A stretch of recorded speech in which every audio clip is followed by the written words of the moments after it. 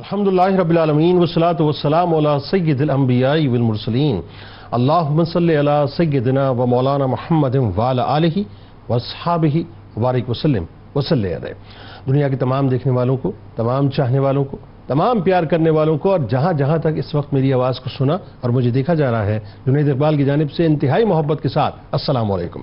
ایک بار پھر ناظرین، آپ کو پر نور صبح نور کے ساتھ میں دل کی عطا گہرائیوں سے خوش آمدید کہتا ہوں، اور آئیے بلا توقف چلیں حضرت ابو انیس محمد برکت علی علیہ رحمہ کی تالیف اسماء النبی کریم صلی اللہ علیہ وآلہ وسلم سے رسول اللہ صلی اللہ علیہ وآلہ وسلم کا ایک اسم مبارک پڑھنے اور سننے کی سعادت حاصل کرتے ہیں۔ سیدنا المخبر الغیب صلی اللہ علیہ وآلہ وسلم، ہمارے سردار، غیب کی خبریں دینے والے، درود و سلام بھیجے اللہ صلی اللہ علیہ وآلہ وسلم پر، آپ صلی اللہ علیہ وآلہ وسلم کے آل پاک پر اور صحابہ کرام رضوان اللہ تعالیٰ علیہم اجمعین پر۔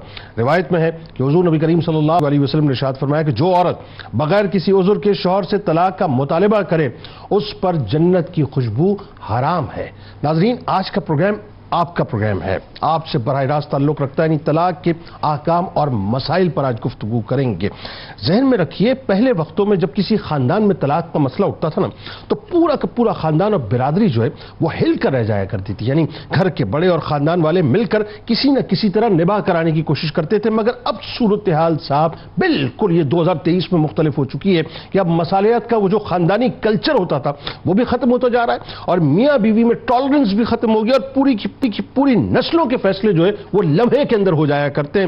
ناظرین کرام، کبھی آپ نے یہ سوچا ہے کہ ہم اپنے بچوں کی شادی کرتے وقت لاکھوں کروڑوں روپے خرچ تو کرتے ہیں، مہینوں پہلے ہم اس کی باقاعدہ پلاننگ بھی کیا کرتے ہیں، فرنیچر کس برانڈ کا ہوگا، روم کی جو ہے انٹیریئر ڈیکوریشن ہے وہ کس سے ہم کروائیں گے، ایون باتھ روم کی سینیٹری کہاں سے آئے گی، جہیز میں کیا کیا دیا جائے گا، کپڑے کون سے برانڈ کے ہوں گے، شوز کون سے برانڈ کے ہوں گے، میک اپ کون سے برانڈ کا ہوگا، برائڈل سوٹ کہاں سے بنے گا، غرارہ شرارہ جو ہے وہ کس برانڈ کا ہوگا، جولری جو ہے اس کا انتظام کہاں سے ہوگا، کس ڈیزائن کی کس برانڈ کی جولری ہم لیں گے، تقاریب کتنی ہوں گی، کون کون سے سوٹ تقاریب میں پہنے جائیں گے، کلر تھیمز بنیادی طور پہ کیا ہوں گی، مہندی مایوں اوپٹن، بلکہ مہندی اب تو شیندی بھی ہونے لگی ہے، مہندی شیندی مایوں اوپٹن، برائڈل شاور کو کیسے کیا جائے گا، ڈانس کون کون سے گانوں کے اوپر کیا جائے گا، کپڑوں کی تھیم کون سی ہوگی، دلہن سوری ٹو سے کب ناچے گی، فلور پر کب آئے گی، اس کی انٹری کب ہوگی، اس طرح دولہا جو ہے کپڑا کون سے پہنے گا، برانڈ کون سا ہوگا، دولہے کے شوز کس برانڈ کے ہوں گے، دیگر جتنے بھی فنکشنز ہوں گے اس میں دولہا کیا کیا پہنے گا، پھر تقاریب کی لوکیشنز کیا ہوں گی، مینیو کیا ہوگا، کتنی ڈشز رکھی جائیں گی، مہمان کون کون سے آئیں گے، کن کن کو نہیں بلایا جائے گا، دولہا دلہن کی انٹری کس فلمی گانے کے اوپر ہوگی، فوٹو سیشن کس طرح سے ہوگا۔ غرض آپ ان باتوں کو صاحب پھیلاتے چلے جائیے، ان فضولیات کی کوئی انتہا نہیں ہے، مگر اس پورے معاملے کے اندر ناظرین جو فیکٹر سب سے زیادہ مسنگ ہے وہ ہے صاحب وہ تربیت جو اسلام کی روشنی میں لڑکا اور لڑکی کو گھر بسانے، رشتوں کو نبھانے اور رشتوں کو نبھانے کے حوالے سے دی جانی چاہیے، وہی ہم ناظرین نہیں دیا کرتے، باقی ہم سب کچھ کر دیا کرتے ہیں، یعنی ہم اپنی دانش میں وہ کچھ کرتے ہیں جو ہم بہتر سمجھتے ہیں، کیونکہ ہماری ساری توجہ ناظرین ان کاموں پر ہوتی ہے جن کی اصل نہیں ہے، اور وہ کام وہ تربیت گھر بسانے کے جو کام ہوا کرتے ہیں بنیادی طور پر ناظرین اس کو ہم کرنے کی کوشش نہیں کرتے۔ نتیجہ یہ نکلتا ہے صاحب کہ طلاق کی صورت میں جو ہے ایک بات ہمارے سامنے آتی ہے، لاکھوں کروڑوں روپیہ خرچ کرنے کے باوجود چند دنوں کے اندر وہ چیپٹر مکمل طور پہ بند ہوتا ہے، یعنی کلوز ہو جاتا ہے۔ یاد رکھیے ناظرین، میاں بیوی کے مابین تفریق اور جدائی اللہ کے نزدیک انتہائی ناپسندیدہ ترین فعل ہے، یعنی حدیث پاک میں آتا ہے کہ طلاق حلال کاموں میں اللہ کے نزدیک سب سے زیادہ ناپسندیدہ ترین کام ہے۔ ایسے ہی ناظرین خلا کے بارے میں آتا ہے کہ جس عورت نے اپنے شوہر سے بغیر کسی شدید ضرورت کی طلاق کا مطالبہ کیا اس پر جنت کی خوشبو حرام ہے۔ آج کورٹس میں لائن لگی ہوئی ہے صاحب، لوگ خلا لے رہے ہیں، عورتیں خلا لے رہی ہیں اور کوئی وجہ نہیں ہے، یعنی طلاق طلاق طلاق، یہ جو تین الفاظ ہیں صاحب، آپ سمجھتے ہیں کہ اس کی اہمیت کیا ہے؟ جب مرد کی زبان سے نکلتے نا تو ایسا لگتا ہے کہ انگار کی صورت میں جو ہے عورت کے اوپر برستے ہیں، یعنی عورت کو مکمل طور پہ جلا کے بھسم کر دیا کرتے ہیں کہ ایک لفظ کے اثرات اتنے بھیانک ہیں کہ اس کی لپیٹ میں صرف دو لوگ نہیں آتے، دو خاندان نہیں آتے، بلکہ یہ آگے نسلوں کو جو ہے یہ طلاق کا لفظ جلا کے بھسم کر دیا کرتا ہے، یعنی انہیں احساس کمتری میں مبتلا کر دیا کرتا ہے، نفسیاتی عوارض کے اندر مبتلا کر دیا کرتا ہے۔ ایک لمحے کا غلط فیصلہ نسلوں پر محیط ہوتا ہے، پھر پچھتاوے کے علاوہ ناظرین اور کچھ باقی نہیں رہتا۔ وہ جو معصوم سے پھول جیسے چہرے ہوا کرتے ہیں وہ بیچارے سوچتے رہ جاتے ہیں کہ ہمارے ماں باپ نے کیا کر لیا۔ ایک وقت آتا ہے کہ میاں بیوی کو اس بات کا احساس ہوتا ہے کہ ہم نے غلط فیصلہ کر لیا، لیکن پرابلم کیا ہے صاحب، زندگی کے اندر کوئی روایت ریوائنڈ کا بٹن نہیں ہوتا. ونس آپ پلے ہو گئے یا تو اسٹاپ ہو سکتے ہیں یا فاسٹ فارورڈ ہو سکتے ہیں, لیکن ریوائنڈ کا بٹن نہیں ہوتا ناظرین. مگر بات یہی ہے کہ جب سب کچھ ہو جاتا ہے, تباہ ہو جاتا ہے سب کچھ, اس کے بعد کیا ہوتا ہے کہ ہم پھر یہ سمجھتے ہیں کہ صاحب اب ہمیں بہتری کی طرف جانا چاہیے, لیکن نتیجہ یہ نکلتا ہے کہ بہتری ہو نہیں سکتی. حلال کاموں میں وہ کام جو اللہ کے نزدیک سب سے زیادہ ناپسندیدہ ہے, شیطان کے نزدیک سب سے زیادہ پسندیدہ ہے, جس کی وجہ سے عرش الہی کانپتا ہے, وہ کوئی اور کام نہیں ہے بلکہ طلاق ہے. اور آج طلاق ناظرین ہماری سوسائٹی کے اندر کینسر بن چکا ہے. 58% لوگوں کا یہ خیال ہے, یہ سروے ہے گیلپ کا, کہ جن کا یہ خیال ہے کہ آج پاکستان میں طلاق کا ریشیو بہت زیادہ بڑھ چکا ہے. اس کی ظاہر ہے بہت سی وجوہات ہیں, یہ صرف لوور کلاس کا مسئلہ نہیں ہے, یہ اپر کلاس کا بھی مسئلہ ہے. میرے نزدیک ناظرین اگر اس کی بنیادی وجہ پوچھیں تو صرف ایک وجہ ہے کہ دین سے دوری.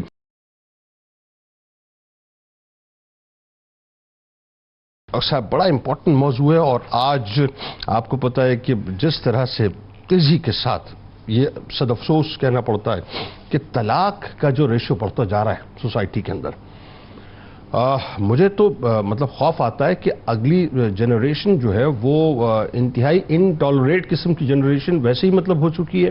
نتیجہ کیا نکلے گا اللہ نوز بیٹر, لیکن یہ کہ آگے اس پہ بات کرتے ہیں وجوہات کیا ہیں. سب سے پہلے جو بنیادی بات کہ حلال کاموں میں سب سے زیادہ جو ناپسندیدہ عمل ہے اللہ کے نزدیک طلاق ہے. قرآن اور حدیث میں طلاق کے بارے میں کیا فرمایا گیا ہے, ذرا سمجھائیے لوگوں کو. بسم اللہ الرحمن الرحیم. یقیناً آج ایک بہت ہی اہم موضوع پر ہم گفتگو کر رہے ہیں. سب سے پہلے تو ہمیں یہ سمجھنے کی ضرورت ہے کہ انسان کا وجود یہاں اس دنیا میں اس کا کیا مطلب ہے. دیکھیے, انسان اپنی فطرت کی معراج اور کمال, یعنی انسان ہونے کو پائے گا اس وقت جب وہ ایک مثالی معاشرے کا فرد بنے. واہ, ویری گڈ. اگر آپ ایک مثالی معاشرے میں نہیں رہتے, آپ اپنی فطرت کے کمال اور عروج کو, یعنی انسان ہونے کو, آج ہم یہ دعویٰ لگاتے ہیں کہ ہیومنزم, میں ایک ہیومن ہوں.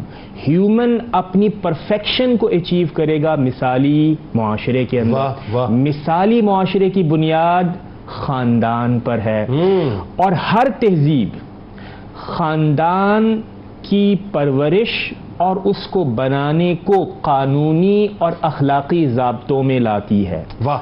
اب اس روشنی میں سمجھیے کہ نکاح کیا ہے. نکاح دراصل انسان کا خاندان میں جڑنے کا نام ہے, خاندان بنانے کا نام ہے, اور خاندان بنانے کے عمل کو اخلاقی ضوابط اور قانونی ضوابط کے ماتحت لایا جاتا ہے. شریعت اسلام نے بھی ایسا ہی کیا ہے کہ جو بہترین کام تھا, یعنی نکاح کا قیام, اسے اخلاقی اور قانونی ضابطوں میں ڈھالا. اسی لیے آپ دیکھیے کہ قرآن کریم میں اور احادیث میں اس بات پر ترغیب دی گئی کہ آپ کو نکاح کرنا چاہیے. اب طلاق کیا ہے؟ طلاق ان شرعی پابندیوں کا ہٹایا جانا ہے, اس قید سے عورت کو آزاد کرنا ہے جو کہ نکاح کی وجہ سے پابندی لے کر آتی ہے اس تعلق کے اندر. تو دراصل یہ ایک معاشرتی وائڈر پریکٹس ہے جسے اللہ رب العزت نے اور اسلام نے قانونی اور اخلاقی پرسپیکٹو میں دیکھا ہے اور اس کے ماتحت لے کر آیا ہے. اب اس کے حوالے سے جیسے کہ آپ نے ذکر کیا کہ کیا ہے یہ طلاق, تو دیکھیے ایک لحاظ سے دیکھا جائے تو یقینی طور پر اللہ رب العزت نے پابندی لگائی. کمپیریٹیولی اگر آپ دیکھیں اس وقت کی سلطنت فارس اور روما کے کمپیریزن میں, جہاں عورت پر ظلم ہوتا تھا نکاح اور طلاق کے معاملات کے اوپر. یعنی مثال کے طور پر کیا کہ جب ایک بار آپ نکاح میں جم گئے اور ایک بار نکاح میں آپ داخل ہو گئے تو اب باہر نکلنے کا کوئی راستہ نہیں ہے. اب احکامات طلاق کو آپ دیکھیں تو یہ بلیسنگ ہے, یہ اوپننگ ہے. لیکن اس کے ساتھ ساتھ اللہ رب العزت کے پیارے نبی حضرت محمد مصطفیٰ صلی اللہ تعالی علیہ وسلم نے احادیث کی روشنی میں, قرآن کریم کی آیات میں ہمیں اس بات کا علم ہوتا ہے کہ اس کا بیجا استعمال نہیں ہونا چاہیے. اور جو اس کی اسپرٹ ہے, جو روح ہے, وہ دیکھیے کیا ہے کہ اللہ رب العزت نے قرآن کریم میں ارشاد فرمایا الطلاق مرتان, کہ طلاق جو کہ جس کے بعد رجوع ممکن ہے, رجعت والی طلاق, یہ 2 بار ہی ہے. پھر آپ آگے والے الفاظ پر غور کیجیے اور دیکھیے کیا ہے, فرمایا فَإِمْسَاكُمْ بِمَعْرُوفٍ, کہ اگر غور و خوض کے بعد طلاق آپ نے دے دی، غور و خوض کے بعد اب آپ رکھنا چاہ رہے ہیں تو کیسے رکھیں گے؟ معروف، ایک اچھے، ایک ریسپیکٹیبل، ایک ڈگنیٹی کے ساتھ رکھیں گے، او تسریح باحسان، یا پھر اگر آپ نے چھوڑنا ہے تو نیکی کے ساتھ، احسان کے ساتھ، خوبصورتی اور حسن سلوک کے ساتھ چھوڑیں گے۔ مطلب کیا ہوا؟ مطلب یہ ہوا کہ یہ تمام اس زمانے کی جو تہذیبیں اور روایات تھیں اس کے اوپر کاری ضرب تھی کہ خواتین کے ساتھ اللہ رب العزت کا نام لے کر آپ نکاح میں داخل ہوتے ہیں، وہی قانون کے آپ پابند ہیں جیسے کہ اللہ رب العزت نے ارشاد فرمایا اور حضور اکرم صلی اللہ تعالی علیہ وسلم نے ارشاد فرمایا۔ ایک اور بات جس کی طرف میں چاہوں گا کہ اس کے اوپر گفتگو ہو، وہ یہ ہے کہ طلاق بنیادی طور پر اسلام چاہتا نہیں ہے، اسی لیے حدیث جس کا آپ نے ذکر کیا کہ ابغض الحلال الی اللہ الطلاق، کہ طلاق حلال رکھی گئی۔ اب آپ اس کو بھی کمپیئر کیجئے ان مذاہب اور ان روایات کے ساتھ جس میں طلاق دینا ہی منع ہے۔ بالکل ٹھیک ہے۔ تو اس لحاظ سے دیکھا جائے تو طلاق اسلام نے جائز قرار دی، لیکن یہ پسندیدہ ناپسندیدہ ترین عمل ہے۔ یعنی مطلب یہ ہے کہ ضرورت اگر آ ہی گئی ہے تو بجائے اس کے کہ اس ظلم اور جبر کو، تشدد کو، امتیاز کو جاری رکھا جائے، حسن سلوک کے ساتھ علیحدگی کا نام طلاق ہے۔ لیکن کیا یہ ایک پسندیدہ عمل ہے؟ کیا معاشرے ایسے پنپ سکتے ہیں جس میں طلاق بلا کسی وجہ کے، یا جیسے کہ آپ نے اپنے ابتدائیے میں ذکر کیا کہ اسٹیٹس کو، کہ سمبل کو رکھنے کے لیے، یا مثال کے طور پر یعنی بے صبری اور یعنی جسے آپ یہ کہہ سکتے ہیں خاندانی تشخص کو قائم رکھنے کے لیے، تو اسلام نے اس کی سختی سے تردید کی ہے۔ تو اپنی گفتگو کو میں دوبارہ سمرائز کر کے یہ کہوں گا کہ طلاق اسلام میں ایک اخلاقی اور قانونی ضابطہ ہے تاکہ ان لوگوں کو کنٹرول کیا جا سکے جو نکاح کو ایکسپلائٹ کرتے ہیں۔ دوسری بات، یہ اخلاقی چونکہ ضابطہ ہے لہذا اس کی کچھ شرائط ہیں جس کے بعد آپ کو وہ طلاق دینی چاہیے، لیکن بنیادی اوور آل مقصد اسلامی معاشرت کا اور ہر کسی بہترین تہذیب کا یہی ہے کہ خاندانوں کو بڑھایا جائے، نکاح کی حوصلہ افزائی کی جائے اور طلاق کو کم سے کم کیا جائے۔ یہ وہ آئیڈیل ہے، یہ وہ مثالی معاشرہ ہے جس کی طرف ہمیں جانا چاہیے۔ بالکل ٹھیک۔ بلکہ یہ آپ کی بات سے مجھے ایک ذہن میں میرے بات بھی آ گئی اور میں آگے جا کے اس پہ گفتگو کرتا ہوں کہ یہ تو طلاق کا معاملہ تو اپنی جگہ ہے نا، اس میں ایک بہت بڑا معاملہ خلا کا ہے، اور یہ ظاہر ہے جو لوگ مجھے اس وقت سن رہے ہیں وہ ریلیٹ کر پائیں گے اس بات کو۔ خدا نہ خواستہ خاکم بدین اگر کسی کے گھر کا یہ معاملہ ہے، مطلب ایک عورت جو ہے وہ اپنا بغیر کسی وجہ کے کورٹ میں جا کے جو ہے دعویٰ کر دیتی ہے اور شوہر پیش نہیں ہوتا اور جج جو ہے ڈیسیجن دے دیتا ہے کہ جی مطلب خلا ہو گئے، تو اس صورت میں یہ ایک بہت بڑا مسئلہ معاشرے کا اور یہ ڈیبیٹیبل بھی ہے۔ اگر گھر ٹوٹیں گے، لیٹ سپوز خدا نہ خواستہ کسی اس وقت کوئی بھی دیکھ رہا اور کسی کے گھر ٹوٹیں گے، اگر اس وقت نوبت آ چکی ہے اور وہ آپ کے پروگرام میں اس وقت آپ کے ساتھ شریک ہے اور بات طلاق تک جو ہے پہنچ چکی ہے، تو اس صورت میں میاں یا بیوی جو اس وقت آپ کو دیکھ رہے ہیں ان کو کیا کرنا چاہیے؟ ایک بات، اور اگین وہی بات، خاندان کے جو بڑے ہوتے ہیں اگر وہ بھی اس وقت ریلیٹ کر پائیں اپنے آپ کو، تو ان کا بنیادی طور پہ کردار جو ہے وہ کیا ہونا چاہیے؟ گو کہ ہمیں ماضی میں وہ کردار بڑا مستحکم نظر آتا تھا کہ گھر کے بڑے فوراً کا نمبر اڑ دیا کرتے تھے، بتائیے ذرا۔ اعوذ باللہ من الشیطان الرجیم، بسم اللہ الرحمن الرحیم۔ جن کے ذہن میں طلاق کے حوالے سے خیال آ رہا ہے وہ بعض اوقات طلاق کے بعد آنے والے جو سخت ترین نقصانات ہیں ان سے ناآشنا ہوتے ہیں اور ان کی پہلے اس طرح سے ذہن سازی نہیں کی گئی ہوتی کہ یہ لفظ بولنا تو بڑا آسان ہے، ایک ہی جملے میں 3 دفعہ طلاق کا لفظ، اور باقاعدہ اس طرح کی کیمپین بھی کی جاتی ہے کہ ایک ہی ساتھ 3 دفعہ دے دیں، تو اس کے نقصانات کا اندازہ نہیں ہوتا۔ نتیجہ یہ نکلتا ہے کہ چھوٹی چھوٹی وجوہات کی بنا پر طلاق کی نوبت آ جاتی ہے۔ ایسے میاں بیوی کے لیے اللہ تبارک و تعالیٰ نے قرآن مجید میں یہ آیت نازل فرمائی۔ اللہ تعالیٰ ارشاد فرماتا ہے وَعَاشِرُوهُنَّ بِالْمَعْرُوفِ، اور ان عورتوں کے ساتھ اچھائی کے ساتھ زندگی گزر بسر کرو۔ فَإِن كَرِهْتُمُوهُنَّ، پس اگر تم ان عورتوں کو ناپسند کرتے ہو، فَعَسَىٰ أَن تَكْرَهُوا شَيْئًا وَيَجْعَلَ اللَّهُ فِيهِ خَيْرًا كَثِيرًا، تو یہ ہو سکتا ہے کہ تم کسی چیز کو ناپسند کرو اور اللہ اسی چیز میں خیر کثیر پیدا فرما دے۔ کیا سبحان اللہ! یعنی جس پرسپیکٹو سے تم اسے خراب سمجھ رہے ہو سکتا ہے اللہ تبارک و تعالیٰ اس میں خیر کثیر پیدا فرما دے۔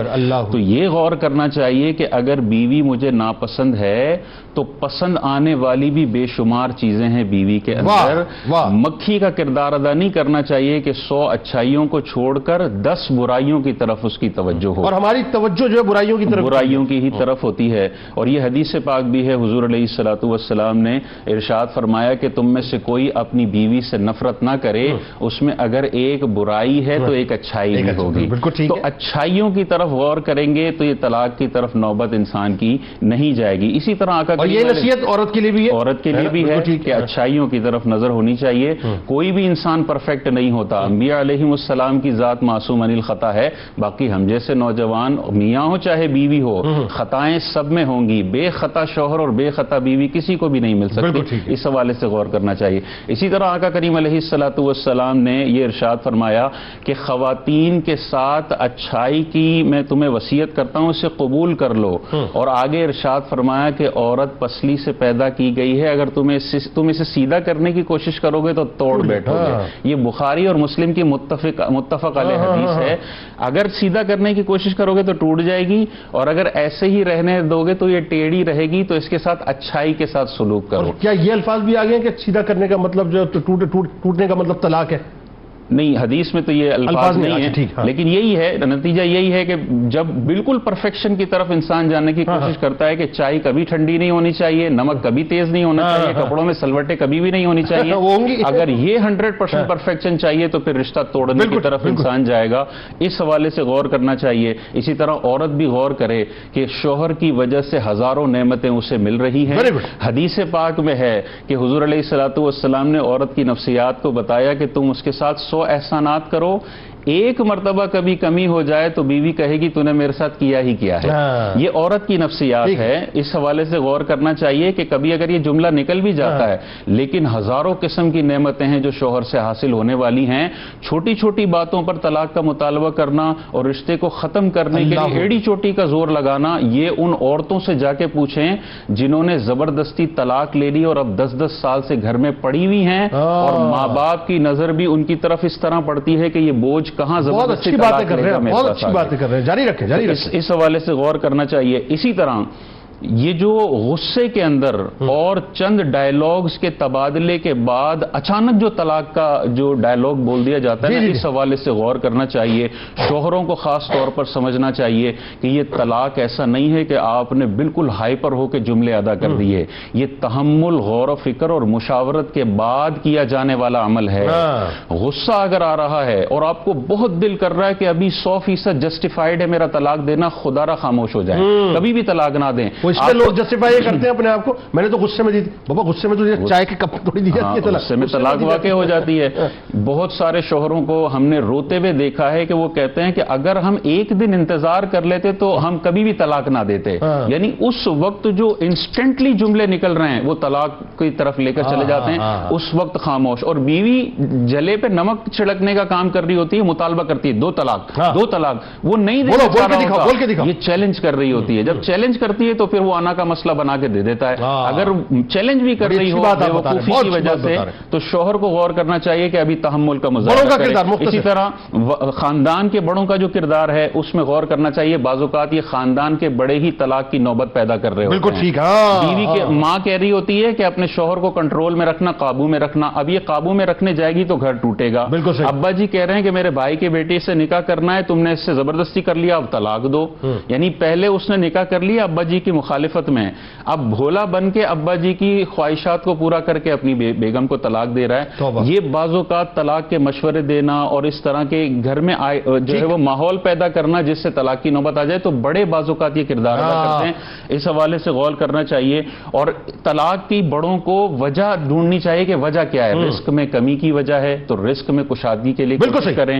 بد اخلاقی وجہ ہے تو بیگم کو سمجھائیں کہ بد اخلاقی سے باز آ جائے. اسی طرح علم کی کمی ہے ہے. بعض اوقات حقوق زوجین نہیں پڑے ہوتے, بیگم سمجھ رہی ہوتی یہ میرا حق ہے, مطالبہ کر رہی ہوتی وہ حق نہیں ہوتا. اس حوالے سے غور کرنا چاہیے. اور آخری بات, ان سارے معاملات میں طلاق سے پہلے بعض اوقات 3 طلاقوں کے بعد مفتی صاحب کے پاس آتے ہیں جب ڈیزاسٹر ہو چکا ہوتا ہے. طلاق سے پہلے ایک صاحب الرائے جو طلاق کے فن میں مہارت رکھتا ہے اس مفتی سے رابطہ کرنا بہت زیادہ, یعنی بڑے جو ہیں بنیادی طور پہ ایک تو میڈیٹر کا کردار ادا کریں, سرپرست ہونے کا کردار ادا کریں. بڑے بنیادی طور پہ بڑے بنے, دہی بڑے نہ بنے. تو اصل یہ ہے کہ ان کا کردار نظر آنا چاہیے. اور ہمارے آج دیکھیے آپ علامہ صاحب, بڑوں نے اپنا کردار بھی ادا کرنا چھوڑ دیا ہے. شاید اس کی وجہ یہ بھی ہے کہ جو بچے ہیں وہ چاہتے نہیں کہ کوئی ہمارے معاملے کے اندر جو ہے دخل اندازی کرے. ہم اپنی زندگی جو ہے وہ خود جینا چاہتے ہیں, اور یقیناً اس کی وجہ سے جو ہے ڈیزاسٹرز پیدا ہوتے ہیں.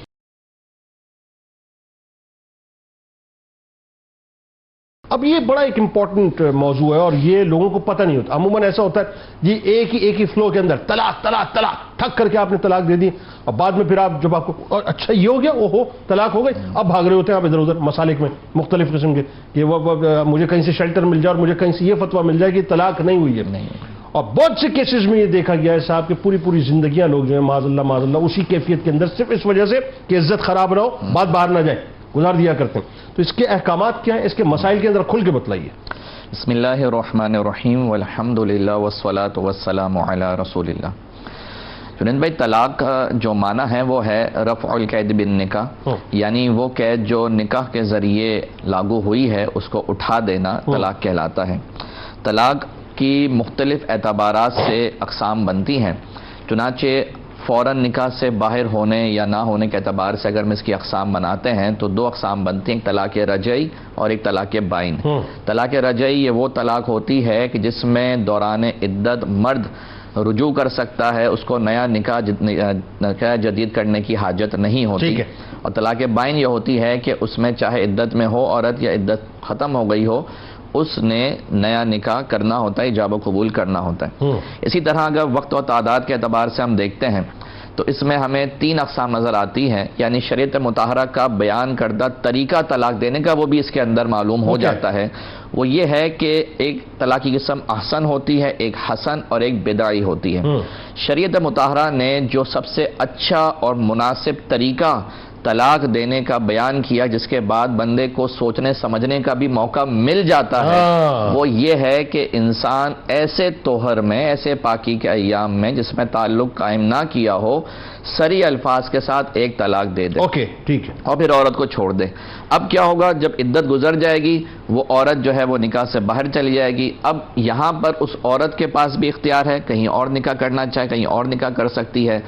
مرد کے پاس بھی اختیار ہے کہ اگر دوبارہ نکاح میں لے کے آنا چاہتا ہے تو عدت کے بعد دوبارہ ایجاب و قبول کر کے وہ نکاح میں لے کے آ سکتا ہے, ایک طلاق میں. اوکے, یعنی ایک طلاق دے کر کتنا ہوگا عدت کا پیریڈ؟ طلاق کی صورت میں اگر وہ حیض والی عورت ہے تو اس کی عدت جو ہے وہ 3 حیض ہوگی, اور اگر بالفرض وہ حاملہ ہے تو جب تک بچے کی پیدائش نہیں ہو جاتی اس وقت تک عدت جاری رہے گی. اسی طرح دوسرا طریقہ جو ہے وہ حسن ہے کہ 3 طہر میں 3 طلاقیں دی جائیں. اور جو تیسرا طریقہ ہے جس کو بدعی کہا گیا, جس کو کہا گیا کہ یہ طلاق کا طریقہ دینا اگرچہ سے طلاق فقہی اعتبار سے ویلڈ ہو جاتی ہے لیکن دینے والا گناہگار ہوتا ہے, وہ یہ ہوتا ہے کہ ایک ساتھ 3 طلاقیں دے دی جائیں. اب چونکہ اس کے بعد پھر اختیار نہیں رہتا, پھر وہی وجوہات سامنے آتی ہیں, اس کا ذکر قبلہ علامہ صاحب فرما رہے تھے. اسی طرح ایسے پیریڈ میں جس کا ناپاکی کا ایام ہوتا ہے اس میں طلاق دی جائے. تو یہ وہ چیزیں ہوتی ہیں کہ جن میں طلاق دینا شرعی طور پر گناہ کا بندے کو باعث بناتا ہے, گناہگار ہونے کا سبب بنتا ہے. اسی طرح اگر الفاظ کے اعتبار سے ہم دیکھتے ہیں تو 2 طریقے کے الفاظ ہوتے ہیں, بعض صریح ہوتے ہیں, بعض کنایا ہوتے ہیں. صریح الفاظ وہ ہوتے ہیں کہ اگر شوہر اپنی عورت کو وہ الفاظ کہے تو طلاق کے علاوہ کوئی اور معنی اس کا نہ بنتا ہو. ٹھیک ہے. اب اس میں چاہے وہ نیت کرے طلاق دینے کی یا نہ کرے, بعض کہتے ہیں کہ ہماری نیت نہیں تھی, تو یہ نیت کا معاملہ اس میں ہی دیکھا جائے گا. اگر یہ کب ہے میں چھوڑوں میری نیت نہ ہو تو یہ ڈائریکٹ جا کے شیشے کو توڑے گا ہی, اس میں یہ نہیں ہوگا کہ میری نیت نہیں تھی لہٰذا یہ ٹوٹنا نہیں چاہیے. تو طلاق سری کا معاملہ بھی ایسا ہی ہے کہ جب بندہ اپنے منہ سے ادا کرے گا طلاق پڑ جائے گی. بالکل ٹھیک. اور کنایا وہ الفاظ ہوتے ہیں کہ جب شوہر بیوی کو کہے تو ایسی بات ہے کہ انسان زور کے لیے کھڑا ہو تو زور ہی کے لیے کھڑا ہوا ہے نا, تو نیت اس نے کی نہیں کی زبان سے, لیکن نیت اس کی ہے کہ زور کے لیے کھڑا ہوا. بالکل ٹھیک ہے. کیونکہ بعض دفعہ ایسا بھی ہوتا ہے کہ جیسے انسان کی نیت نہیں ہوتی اور وہ کہہ دیتا ہے تو اس سے طلاق واقع ہو جاتی ہے. ایسے کنایہ وہ الفاظ ہوتے ہیں کہ جب انسان اپنی زوجہ کو کہے تو اس سے طلاق بھی مراد ہوتی ہے اور طلاق کے علاوہ بھی چیز مراد ہو سکتی ہو. مثال کے طور پر اگر عورت جو ہے مطالبہ طلاق کہہ رہی ہے کہ مجھے طلاق دو، یہ کہتا ہے دفع ہو جاؤ. اب یہاں پر دفع ہو جاؤ یا چلا ہو جاؤ، یہ دونوں معنی کا احتمال لگتا ہے کہ میرے نکاح سے دفع ہو جاؤ، میرے نکاح سے چلی جاؤ، یا جو مطالبہ کر رہی ہو اس مطالبے کو چھوڑ دو، یہاں سے چلی جاؤ. ٹھیک ہے. تو یہ دونوں معنی جو ہے اس میں محتمل ہوتے ہیں، لہٰذا اس میں نیت کا اعتبار ہوتا ہے. اچھا اب ذرا مختصر چونکہ وقت سے مٹ گیا، جی. یہ بڑی آپ نے اہم باتیں ہمیں بتلا دی ہیں اس وقت، لیکن ایک اہم ترین بات کہ جس کو میں سمجھتا ہوں کہ جس پر گفتگو بہت کھل کے ہونی چاہیے اور آج اس پر گفتگو نہیں ہو رہی. اسلامی نظریاتی کونسل بھی اس انداز سے بات نہیں کر رہا جس انداز سے بات کرنے کا اس پہ حق ہے، اور وہ ہے خلا کا مسئلہ. خلا کا مسئلہ. ایک عورت کورٹ میں چلی جاتی ہے اور وہ خلا جو ہے وہ دائر کر دیتی ہے اور بلا کسی وجہ کے کہتی ہے یہ مجھے مارتا پیٹتا ہے، شرابی ہے، بلا مطلب، جبکہ وہ کچھ ایسا نہیں کرتا، اور کورٹ جو ہے مطلب اس کو خلا دے دیتی ہے. کیا ہے ذرا بتائیے. دیکھیں قرآن مجید فرقان حمید میں اللہ تبارک و تعالی نے فرمایا بیدہ عقدۃ النکاح کہ مرد کے پاس نکاح کے عقد کو کھولنے کا اختیار ہے، یعنی طلاق کا اختیار مرد کو دیا گیا ہے، شوہر کو دیا گیا ہے، قاضی کو نہیں دیا گیا. اب جب عورت اس طرح چاہتی ہے، جیسے کہ آپ جانتے ہیں کہ آج کل کا جو زمانہ ہے اس میں عورت یہ سمجھتی ہے کہ جب تک میں طلاق نہیں لے لوں گی میرے مسائل حل نہ ہو جائیں گے، تو وہ خلا کے لیے جاتی ہے.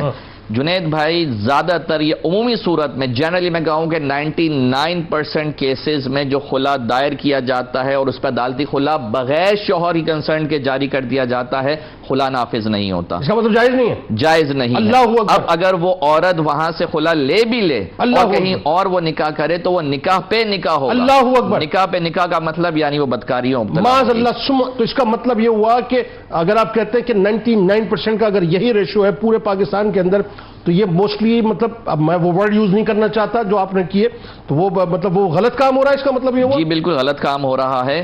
بہت ہی قلیل صورتیں ایسی ہوتی ہیں جس میں عدالت کا جاری کردہ خلا جو بغیر شوہر کی مرضی کے ہوتا ہے وہ نافذ ہوتا ہے. وہ تاثر نفس کا وہ موسٹلی کیسز میں یہ ہوتا ہے بغیر کنسنٹ کے، بغیر کنسنٹ کے شوہر پہنچنا نہیں ہے. جی بالکل ایسا ہی ہوتا ہے. تو لہٰذا یہاں پر جو ایک بہت آسان اور سہل طریقہ سمجھا ہوا ہے کہ بھئی جا کے اسٹریٹ اوے آپ کورٹ جائیں، وہاں سے اپنے حق میں فیصلہ، اور وہاں وکیل بھی کہتا ہے کہ یہ الزام لگاؤ اپنے شوہر پر، وہ بنا ہوا جا کے. اچھا تو وہ بنا ہوا ہوتا ہے نا، وہ الزامات تو بنے ہوئے ہوتے ہیں، بائی ڈیفالٹ بنے ہوئے ہوتے ہیں. وہ تو سیدھے مطلب آپ نے اس کو کاپی پیسٹ کرنا ہوتا ہے اور وہ کورٹ میں مطلب پیش ہو جاتا ہے. وہ الزامات بنے ہوئے ہوتے ہیں سارے. بس یہ آپ نے کرنا ہے، جیسا میں کہوں وہ جھوٹے الزام لگانے ہیں تاکہ تبھی آپ کو خلا ملے گا، ورنہ نہیں. ایک جملے میں کوئی اس کی ہے مطلب کہ جہاں پہ عورت خلا لے سکتی ہو، کوئی ایسی مطلب وے ہے اس کا؟ دیکھیں اگر صورت یہ ہے کہ مثال کے طور پر شوہر جو ہے، پہلی صورت تو یہ ہے کہ شوہر کی اجازت سے ہو، خلا نافذ ہو جائے گا. دوسری صورت یہ ہے کہ مرد جو ہے مفقود الخبر ہے، پتہ ہی نہیں زندہ ہے مردہ ہے، تو ہو جائے گا. اسی طرح جو ہے وہ مردانہ کوئی خرابی ہے اس کے اندر، تب ہو جائے گا. چوتھی صورت یہ ہے کہ اگر ایسی صورت ہے کہ شوہر بہت مارتا پیٹتا ہے اور بالکل بے آسرا چھوڑا ہوا ہے، تاثر نفقہ کی صورتیں بن رہی ہیں، تو تب جا کے وہاں پہ عدالتی خلا نافذ ہوگا. لیکن جو اس وقت مروج خلا ہے پاکستان میں کورٹس کے تھرو، وہ جائز نہیں ہے. وہ جائز نہیں. بالکل ٹھیک ہے. بہت شکریہ آپ تینوں احباب کا، بہت کمال گفتگو آپ تینوں نے کی. اللہ تعالیٰ آپ لوگوں کو جزائے جمیل عطا فرمائے. کتاب الشفا، گھروں میں باہمی اتحاد اور محبت. آپ کو بتلاتے ہیں وظیفہ کہ جس گھر میں روزانہ سورہ یاسین کی تلاوت کی جائے تو اس گھر میں سب اہل خانہ کے درمیان باہمی اتحاد اور محبت کی فضا پیدا ہو جاتی ہے اور وہ گھر امن کا گہوارہ بن جاتا ہے. حضرت علی کرم اللہ وجہ الکریم کا قول مبارک ہے کہ بہت عجیب ہے وہ شخص جو اللہ تعالیٰ سے بخشش کی امید تو رکھتا ہے لیکن اپنے ماتحتوں اور اپنے چھوٹوں پر رحم نہیں کرتا اور اپنے اہل و عیال کے ساتھ رحم والا معاملہ نہیں کرتا.